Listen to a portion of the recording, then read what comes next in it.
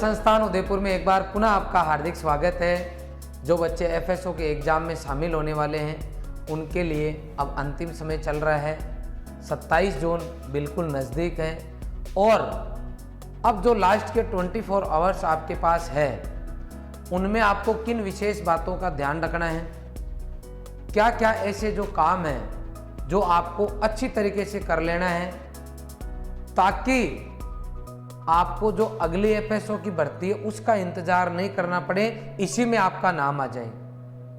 मैं बता देना चाहता हूं आपको कि अंतिम समय में कई बार की गई कुछ गलतियां आपकी पूरी मेहनत पे पानी फेर देती है और जिनके साथ में बैठ के आप पढ़ते थे, जिनके साथ में तैयारी करते थे, जिनके हमेशा टेस्ट के अंदर हमेशा कम नंबर आते थे, आपके और उनके बीच में बहुत सारा गैप रहता था।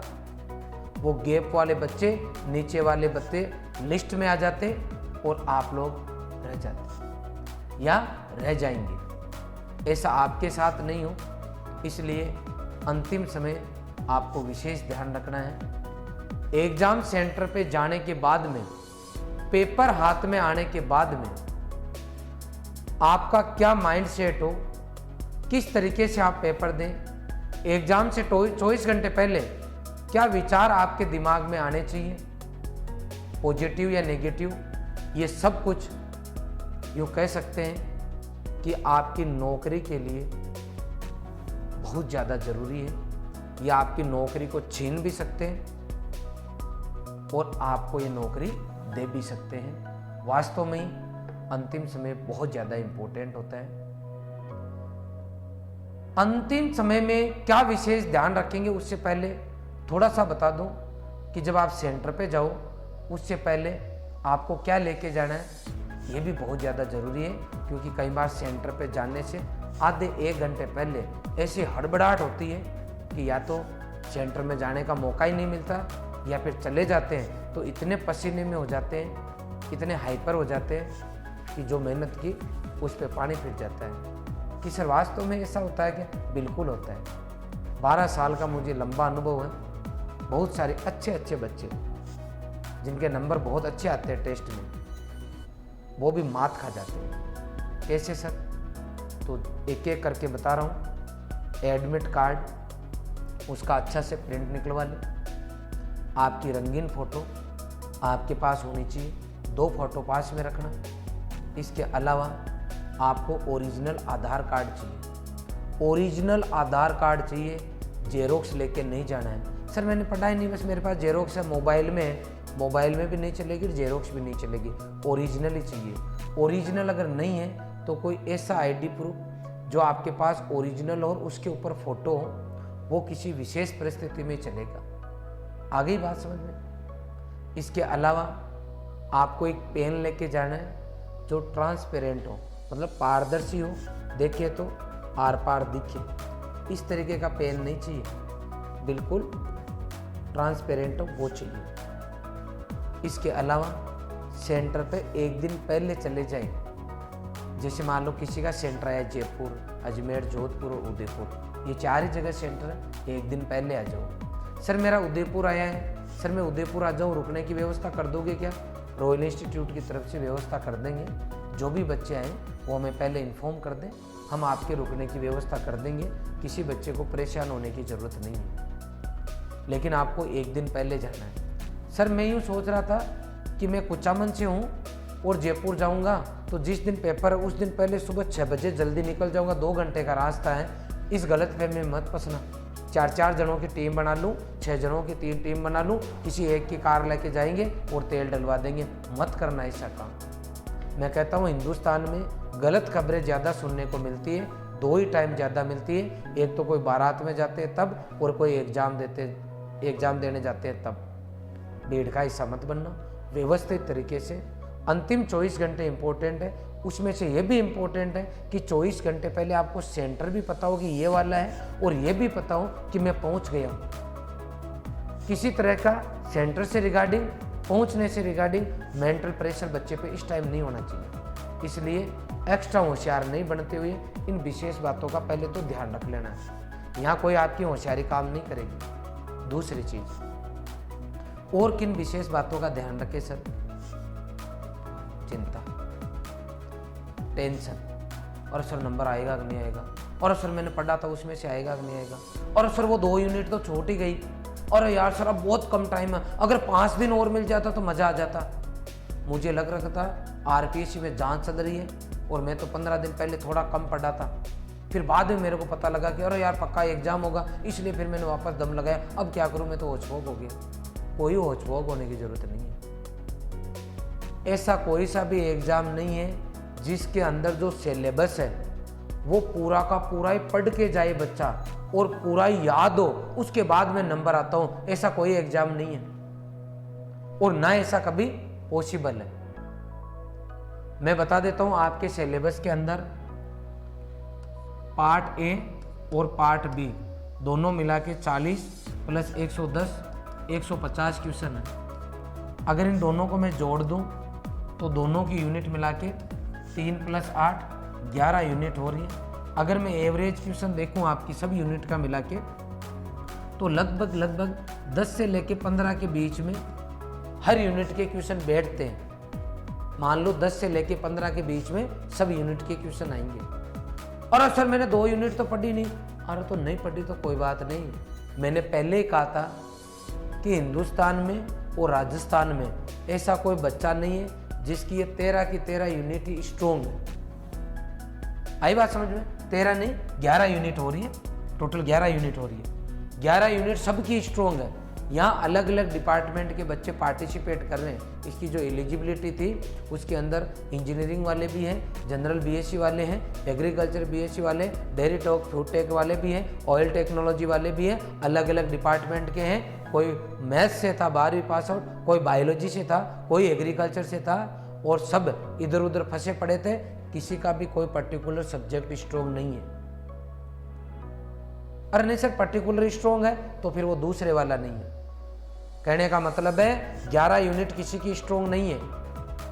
और सर मैंने पढ़ ली, मैंने स्ट्रॉन्ग कर ली, मेरी देखना वो 4 यूनिट है, उनमें से तो एक भी क्वेश्चन गलत नहीं होगा। गलत फहमी मत रहना बेटा। आपने अच्छी तैयारी कर ली, बहुत बढ़िया बात है, बहुत अच्छा पढ़ लिया आपने सेल बायोलॉजी बहुत अच्छी पढ़ी, आपने एग्रोनॉमी बहुत अच्छी पढ़ ली। लेकिन कभी ये गांठ बांध के पहले मत जाना कि मैं सेंटर पे जाने के बाद में एग्रोनॉमी के पूरे क्वेश्चन सही कर दूंगा। करंट अफेयर्स तो मेरी अंगुलियों पे है, ऐसे कर दूंगा मैं। पहले पेपर की क्वेश्चन की कैलकुलेशन मत करना। ये एग्जाम है, एग्जामिनर पर डिपेंड करता है। जो टॉपिक आपका सबसे स्ट्रॉन्ग है उसमें से सबसे टफ क्वेश्चन आ सकता है, और जो सबसे टफ लग रहा था आपको, जिसको आप इग्नोर कर रहे थे कि मेरे से नहीं होगा, उसमें से सबसे इजी आ सकता है। इसलिए पहले गांठ मत बांधना, अब जज मत करना अपने आप को। अब तो एक ही जज करना है कि मेरी पढ़ाई हो गई है, मैंने मेरा अभी तक जो दिया है वो मेरे सामने है। अब मैं नौकरी लगने के लिए 150 क्वेश्चन में से कितने क्वेश्चन जल्दी से जल्दी सही करके आऊँगा, इस पे मुझे दिमाग लगाना है। जो छोड़ दिया सो छोड़ दिया, बच गया सो जो बच गया, अब उसको कोई दिमाग नहीं लगाना। किसी ने पूरा पढ़ लिया तो गारंटी है क्या उसको याद ही हो गया?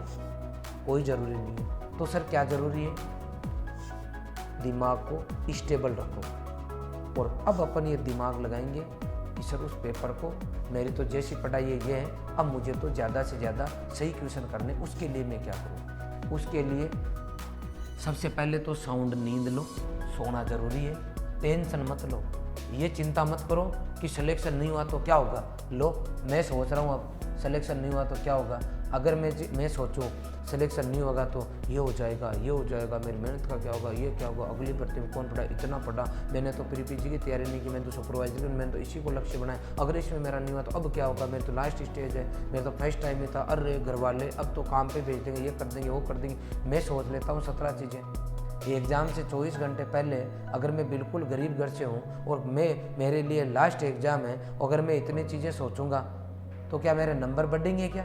अरे सर नंबर तो नहीं बढ़ेंगे। अरे तो बाढ़ में जाने दो ना, अब तो वो सोचो जो काम का है, कुछ उल्टा सुल्टा नहीं सोचना।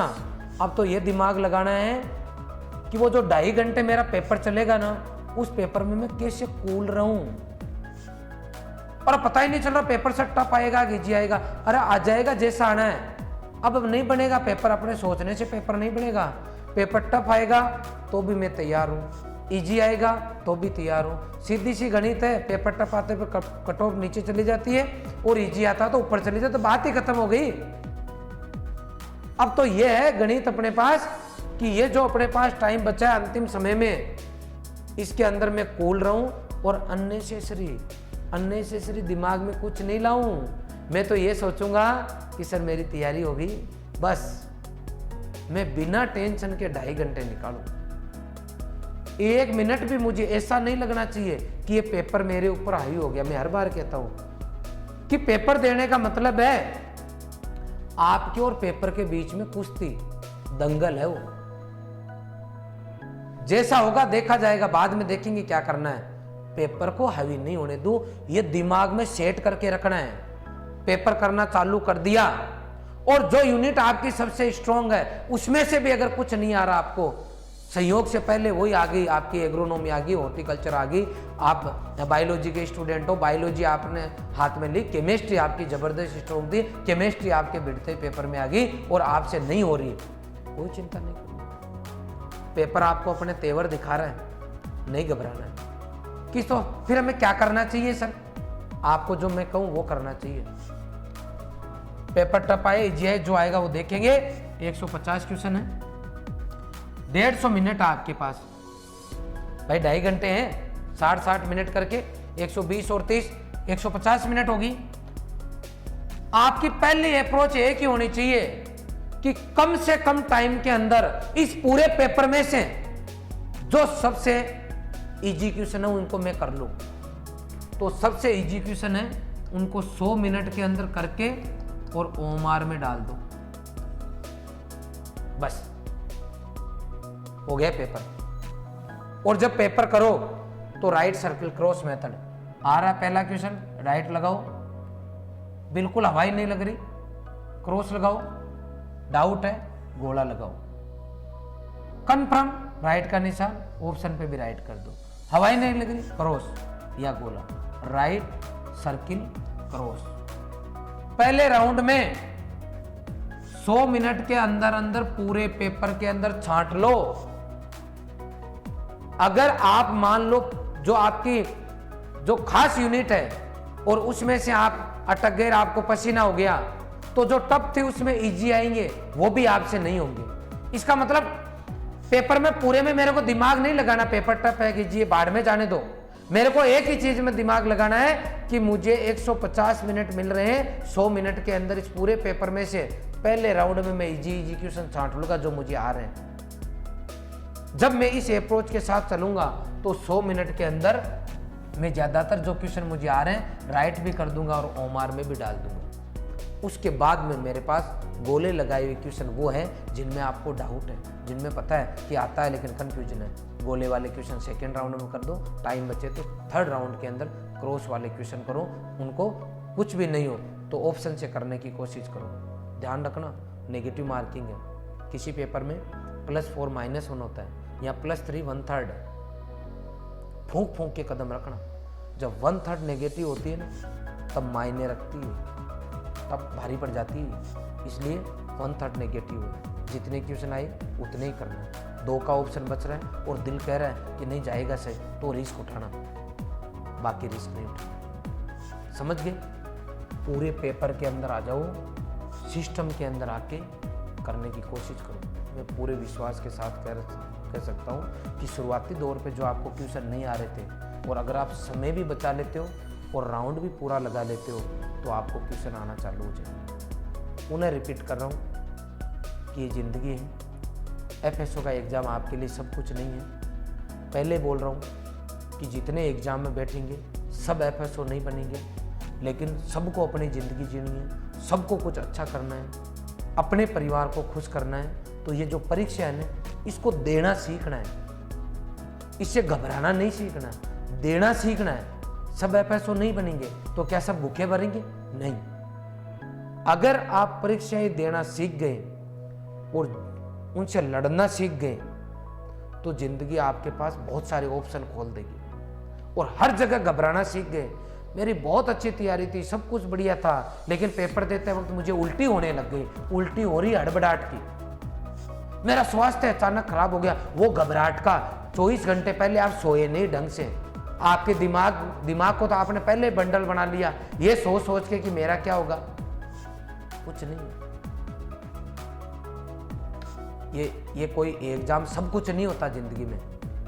आईएएस की इतने लोग तैयारी करते हैं, नहीं बनते, वो भूखे नहीं मरते,